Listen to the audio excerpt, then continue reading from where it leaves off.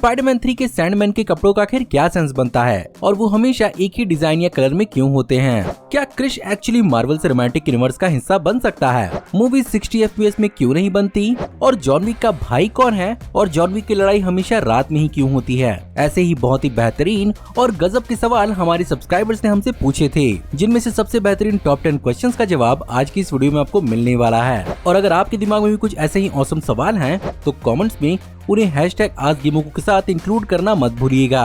Hey guys, मेरा नाम है पंकज सागर और आपका स्वागत है गेमोको हिंदी की कॉर्पोरेट वीडियो में। Now without wasting any more time, let's get started. सबसे पहले यहाँ पर सवाल लेते हैं मसीउल्लाह खान का, जो पूछते हैं कि भाई जब स्पाइडरमैन 3 में सैंडमैन सैंड में बदलता है तो उसकी पैंट शर्ट भी सैंड में बदल जाती है और फिर सैंडमैन के वापस इंसान बनने के बाद उसकी पैंट शर्ट वापस आ जाती है। लेकिन यहाँ पर पैंट शर्ट बार बार एक ही कलर की क्यों होती है और ऐसा कैसे पॉसिबल है? भाई इन माय ओपिनियन सैंडमैन का जो इंसिडेंट मूवी के अंदर दिखाया गया है उसमें उसकी पूरी की पूरी बॉडी ही म्यूटेट हो जाती है, जहाँ पर फ्लिंट मार्को एके सैंडमैन को एक खास एबिलिटी मिल जाती है खुद को सैंड में ट्रांसफॉर्म करने की। और जैसा कि यहाँ पर फ्लिंट एक्चुअली एक लिविंग सैंड है, उसके कपड़ों का यहाँ पर एक्चुअली कोई सेंस बनता नहीं है और यहाँ पर मेरे हिसाब से फ्लिंट खुद को ह्यूमन अपीयर कराने के लिए ही उन कपड़ों का इस्तेमाल करता है जो उसने अपने इंसिडेंट के होने से पहले यूज की थी। यही रीजन भी हो सकता है कि जब स्पाइडरमैन नो वे होम के अंदर फ्लिंट मार्को का कैरेक्टर हमें देखने को मिला था, तब तक एक्चुअली वो खुद की ओरिजिनलिटी को एक्सेप्ट कर चुका होता है और वो किसी प्रकार के कपड़े का इस्तेमाल नहीं करता। अगला सवाल लेते हैं जयश्री चंद्रा का, जहाँ पर उन्होंने पूछा है कि अभी इंडियन एनिमेशन इंडस्ट्री किस लेवल पर है और क्या डिज्नी और एनिमे की तरह ये कुछ अलग कंटेंट दे पाएगी, और अगर दे पाएगी तो इसे और कितने साल लगेंगे और इसमें बॉलीवुड का क्या हाथ हो सकता है? वो इसको अप्रिशिएट करेगी या क्रिटिसाइज करेगी? Thank you, please call me SKC। Thank you SKC आपके सवाल के लिए। वेल, आपका जो सवाल है उस पर एक बहुत ही बेहतरीन डेडिकेटेड वीडियो भी बन सकती है, लेकिन शॉर्ट में समझाऊं तो मेरे ओपिनियन में एनिमेशन एज अ होल को इंडिया में कोई खास रिस्पेक्ट अब तक नहीं मिल पाई है और इंडिया के अंदर एक परसेप्शन है किसी भी फॉर्म की एनिमेशन एक्चुअली कार्टून्स हैं और वो सिर्फ और सिर्फ बच्चों के लिए ही होती है, कंपेयर टू वेस्टर्न कंट्रीज जहाँ पर एनिमेशन को एक separate kind of art form माना जाता है। यही रीजन है कि वहाँ पर एडल्ट एनिमेशंस जैसे कि Rick and Morty, BoJack horseman और हिटमैन मंकी के साथ साथ अटैक ऑन टाइटन और डेथ नोट जैसे सीरियस एनिमेशंस भी देखने को मिलते हैं। और अगर सेम टू सेम ऐसा ही हाल रहा तो मुझे नहीं लगता कि इतनी जल्दी एनिमेशन इंडिया में इतना ज्यादा पॉपुलर हो पाएगा। लेकिन जैसा कि एनिमे का एक्चुअली इंडिया में इन्फ्लुएंस बढ़ता जा रहा है और हर कोई इसके बारे में बात कर रहा है, इस चीज में इंडियन एनिमेशन को भी यहाँ पर बहुत ज्यादा हेल्प मिलेगी। साथ ही साथ मेरे हिसाब से अगर यहाँ पर बॉलीवुड भी एनिमेशन का इस्तेमाल करने लगे और वो कुछ अपनी सीरियस मूवीज को भी एनिमेटेड फॉर्म में ही रिलीज करने लगे तो ये भी परसेप्शन चेंज करने में एक बहुत बड़ा रोल प्ले करेगी। अब यहाँ पर सवाल लेते हैं राम खपंडी का, जहाँ पर उन्होंने सवाल पूछा है कि भाई अब तक आपने कितने कार्टून्स और एनिमे और गेम्स खेले हैं, और आई गेस आप पूछ रहे हैं कि इनमें से कौन कौन आपके फेवरेट हैं। तो भाई कार्टून तो मैंने कार्टून नेटवर्क से शुरू किया था और वहाँ पर मेरा फेवरेट था बैटमैन दी एनिमेटेड सीरीज, वो भी हिंदी डब में। वहीं पर एनिमे की अगर बात की जाए तो डेथ नोट जैसा साइकोलॉजिकल थ्रिलर मैंने लाइव एक्शन में भी अभी तक नहीं देखा है। वहीं पर अगर गेम्स की बात भी की जाए तो मैंने अलग अलग प्लेटफॉर्म्स में भी कई सारे गेम्स खेले हैं और अपने टीनेज इयर्स में मैंने GTA सैन एंड्रियास तो बहुत ज्यादा खेला था, लेकिन उससे पहले मेरी शुरुआत जावा फोन्स पर हुई थी, जिनमें मेरा इंस्पेक्टर गैजेट, अमेरिकन गैंगस्टर और गैंगस्टर गेम बहुत ज्यादा फेवरेट थे। इस कार्यक्रम को हम रोक कर आपके लिए लाए हैं द पॉप कल्चर थेरेपी का पॉडकास्ट। वैसे तो कम्युनिटी में और भी कई सारे पॉडकास्ट चैनल्स हैं, बस फर्क बस इतना है कि वो लोग प्रोफेशनल्स हैं और ये लोग कुछ ज्यादा ही पीरोफेशनल्स, जहाँ पर गीकी शीकी गेमोको हिंदी और नर्डी एक्सप्लेनर हर सैटरडे और संडे को आपका दिमाग चाटने के लिए वापस आ जाते हैं। तो अगर आपको भी अपना चटवाना है, अरे भाई दिमाग, तो अभी के भी पॉप कल्चर थेरेपी को YouTube पे जाकर सब्सक्राइब करिए। अब सवाल लेते हैं मोहम्मद अब्दुल रहमान का, जहाँ पर वो पूछते हैं कि अगर मून नाइट की अल्टरनेट पर्सनालिटी जैसे स्टीफन के साथ बच्चा पैदा करें तो क्या उसके बच्चे में भी उसकी दूसरे पर्सनालिटी की आदतें आएंगी? भाई इस सवाल को उठाने का सबसे बड़ा रीजन यही था कि कुछ इसी तरह का कॉन्सेप्ट हमें कॉमिक बुक के अंदर भी देखने को मिल चुका है, जहाँ पर मार्क स्पेक्टर की वाइफ जो कॉमिक बुक में मैरिलिन एल्डोनी है, वो मार्क की दूसरे पर्सनालिटी के साथ चीट करती है। बट सवाल आपका कि क्या उसकी आदतें उसके दूसरे पर्सनालिटी जैसी होंगी, मुझे नहीं लगता। और जैसा कि मार्क को एक्चुअली डिसएसोसिएटिव पर्सनालिटी डिसऑर्डर है, इस बात के होने के चांसेस बहुत कम हो सकते हैं। अगला सवाल हम लेते हैं यहाँ पर लेजी एडिट्स का, जिन्होंने एक्चुअली 2 सवाल पूछे हैं। जहाँ पर सबसे पहला है इज MIB रियल और दूसरा है क्या क्रिश MCU में आ सकता है। सबसे पहले अगर बात की जाए मैन इन ब्लैक की, तो 90s की super hit movie series man in black actually इसी नाम के कॉमिक बुक पर बेस्ड है, जो एक्चुअली सुपरनैचुरल और एलियन स्पीशीज से डील करते थे।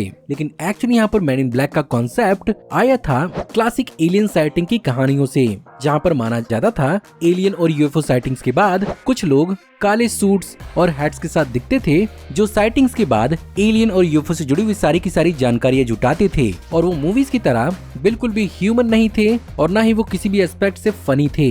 वहीं पर बात करें क्या क्रिश मार्वल सिनेमैटिक यूनिवर्स में आ सकता है, तो नहीं, ऐसा संभव तो नहीं हो सकता। एक्चुअली क्रिश इंडिया में अपने आप में एक फ्रेंचाइजी है और मार्वल सिनेमैटिक यूनिवर्स अपने आप में एक फ्रेंचाइजी है। और क्रिश मूवीज अपने आप को वर्ल्ड वाइड मार्वल मूवीज के मुकाबले इतना भी ज्यादा सक्सेसफुल नहीं बना पाई हैं कि मार्वल की नजर इस पूरी की पूरी फ्रेंचाइजी को खरीदने पर ही आ जाए। और मान लो अगर मार्वल इस फ्रेंचाइजी को खरीद भी लेती है तो क्रिश और कोई मिल गया की मूवीज का कंटिन्यूटी बिगड़ जाएगा। साथ ही साथ मार्वल सिनेमैटिक यूनिवर्स के अंदर इस पूरे के पूरे सुपर हीरो को ही अलग प्रकार से रीबूट करना पड़ेगा। सोवंकर सिकदार पूछते हैं कि बॉलीवुड में कौन सा कैरेक्टर ने पहली बार फोर्थ वॉल ब्रेक किया था। अब हो सकता है कि आप में से बहुत सारे लोगों ने फोर्थ वॉल को ब्रेक करने वाले मूवीज के इवेंट्स को हॉलीवुड में ही एक्सपीरियंस ज्यादा किया होगा, जहां पर डेडपूल और शी हल्क जैसी सीरीज ने इस चीज को बहुत फेमस किया था। लेकिन आपको शायद जानकर हैरानी होगी कि ये चीज बॉलीवुड के अंदर बहुत पहले से हो रही है, जहाँ पर बॉलीवुड की मूवीज जैसे कि Om Shanti Om, luck by chance, Johnny गद्दार और कल हो ना हो जैसी मूवीज के अंदर भी एट सम एक्सटेंट हमें यहाँ पर फोर्थ वॉल ब्रेकिंग देखने को मिली थी। लेकिन इनमें से आप सबसे पहले फोर्थ वॉल ब्रेकिंग मान सकते हैं 1980 की कुर्बानी मूवी का आप जैसा कोई मेरी जिंदगी में आए का मूवी सॉन्ग, जिसमें इस गाने के दौरान जीनत अमानत की कैरेक्टर एक्चुअली ऑडियंस की तरफ देख रही होती है। वहीं पर अब सवाल लेते हैं गुरप्रीत सिंह का, तो यहाँ पर उन्होंने सवाल पूछा है कि हल्क का डिजाइन ग्रे से ग्रीन क्यों किया गया। यहाँ पर आप मोस्ट प्रॉब्ली हल्क के 1962 के डेब्यू की बात कर रहे हैं, जहां पर एक्चुअली स्टैनली और जैक कर्बी ने मिलकर डिसाइड किया था कि हल्क को यहां पर एक्चुअली ग्रे फॉर्म में दिखाया जाएगा, ताकि उसे स्टैनली यहां पर किसी रेस या एथनिसिटी से नहीं जोड़ना चाहते थे।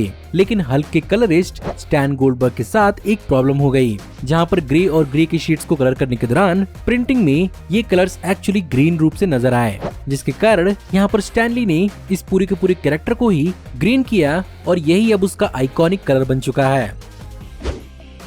पुरुषोत्तम शास्त्री जी पूछते हैं why can't we watch 60 FPS movies. अगर आप एक गेमर हैं तो आपको फ्रेम्स पर सेकंड के बारे में तो मालूम ही होगा, जहां पर बेसिकली वीडियोस एक्चुअली पिक्चर्स यानी फ्रेम्स का कलेक्शन होती हैं और 1 सेकंड के अंदर अंदर जितने फ्रेम्स यानी पिक्चर्स देखने को मिलेंगे, वीडियो उतना ही ज्यादा स्मूथ एक्सपीरियंस देता है। फॉर एग्जाम्पल मूवीज और टीवी शोज के अंदर जनरली 24 FPS का इस्तेमाल किया जाता है, वहीं पर वीडियो गेम्स के अंदर चीजें 60 FPS और 120 FPS तक भी जा सकती हैं। ऐसे में जायज सा सवाल उठता है कि मूवीज और टीवी शोज के अंदर स्मूथर एक्सपीरियंस के लिए एक्स्ट्रा FPS का इस्तेमाल क्यों नहीं होता है। उन रीजंस में से एक तो सबसे बड़ा यही है कि दुनिया भर के most of the theatres actually इस चीज के लिए इक्विप्ड नहीं है और मूवीज को 60 फ्रेम्स पर सेकंड पर चलाने के लिए अलग प्रकार के प्रोजेक्टर्स की जरूरत पड़ेगी। ऊपर से इन मूवीज को बनाना अपने आप में चैलेंजिंग भी होगा और विजुअल इफेक्ट्स में लगभग 2 से 3 गुना काम ज्यादा बढ़ जाएगा, स्पेशली रोटोस्कोपिंग जैसे टाइम कंज्यूमिंग काम के अंदर। फिर भी सरप्राइजिंगली 1978 से ही कई सारी गिनी चुनी मूवीज भी हैं जो 60 फ्रेम्स पर सेकंड के अंदर बनी थी, जिसमें अवतार, हॉबिट ट्रिलॉजी और जेमिनी मैन जैसी मूवीज हैं जिन्हें 60 फ्रेम्स पर सेकंड पर शूट किया गया था। लेकिन थिएटर में इन्हें एक्सपीरियंस करने के बाद लोगों को डिसोरिएंटेशन और सर दर्द भी हुआ था।